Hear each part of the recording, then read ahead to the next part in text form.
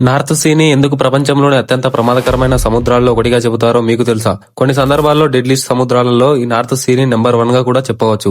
ఈ north see అనేది Europe మధ్యలో ఉండటం వలన అట్లాంటిక్ మహాసముద్రం నుండి వచ్చే తుఫాన్ల ప్రభావం ఎక్కువగా ఉంటుంది. ఒక్కసారి గాలి వేగం పెరగడం లేదా భారీ అలలు రావడం, బలమైన గాలులు మరియు భారీ అలలు.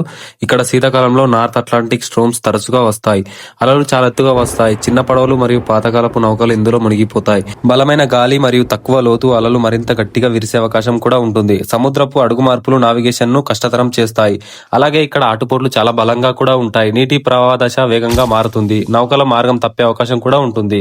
నౌక రద్దీ, heavy shipping traffic. North Sea ప్రపంచంలో అత్యంత బిజీగా ఉన్న సముద్రపు మార్గాలలో ఒకటి కలుపుతుంది. UK, Netherlands, Germany, Belgium, Scandinavia, Rotterdam వంటి ప్రపంచంలోని అతిపెద్ద పోర్టులు ఇక్కడ ఉన్నాయి. ఎక్కువగా నౌకలు ఉండడం వలన ఢీకొనే ప్రమాదం కూడా ఎక్కువగా ఉంటుంది. అలాగే నార్త్ సీలో అనేక శాండ్ బ్యాంక్స్ ఉంటాయి. ఇవి మ్యాప్లలో గుర్తించడం చాలా కష్టంగా ఉండేది. పాతకాలంలో అలాగే నౌకలు ఇరుక్కుపోవడానికి కూడా కారణమయ్యేవి. పాతకాలంలో ఆధునిక వాతావరణ అంచనాలు, జీపీఎస్ రాడార్ లేనప్పుడు నార్త్ సీ చాలా ప్రమాదకరంగా ఉండేది. వేలాది నౌకలు తుఫాన్లు, పొగమంచు ద్వారా ఢీకొని ప్రాణ నష్టం కూడా ఎక్కువ మొత్తాన జరిగింది. ఇలాంటి మరెన్నో ఇంట్రెస్టింగ్ వీడియోస్ కోసం మన ఛానల్ ఇప్పుడే సబ్స్క్రైబ్ చేసుకోండి. Thank you for watching.